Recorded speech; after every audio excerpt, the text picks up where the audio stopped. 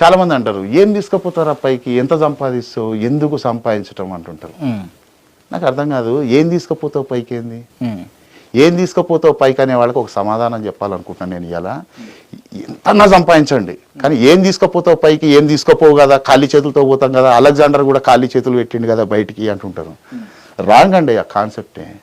ఏం తీసుకుపోతావు కాదు, ఏమి ఇచ్చిపోతావు ఇంపార్టెంట్. ఏమి ఇచ్చిపోతావు ఇంపార్టెంట్. పోయేటప్పుడు ఏమి ఇచ్చిపోయినావు ఇది లెక్క. పోయేటప్పుడు ఎవడు తీసుకుపోడు, ఆ మాటలు ఎవడైనా మాట్లాడతాడు. అసలు డబ్బు ఎందుకురా అనేవాడు డబ్బు సంపాదించడం చేతగానివాడు మాట్లాడతాడు. ఆ మాట శాతగానాలు మాట్లాడతాడు. డబ్బు సంపాదించడం చేతగానివాడు మాట్లాడతాడు. ఏముందిరా బయట పైసలల్లా, ఏముందిరా బయట డబ్బులల్లా, దోస్తులు కావాలి, బంధువులు కావాలి, వాళ్ళు కావాలి, వీటన్నిటికీ డబ్బులు కావాలి మళ్ళా అని కూడా తెలుసు. వాడు సంపాదించలేడు కానీ అంటుంటాడు ఏముంది డబ్బులు అంటుంటాడు. ఏం తీసుకుపోతాం పోయేటప్పుడు అంటాడు. ఏమి ఇచ్చిపోయినాం ఇంపార్టెంట్. ఉన్నది ఒకటే జీవితం, వచ్చిపోవడం కాదు ఇచ్చిపోవాలి.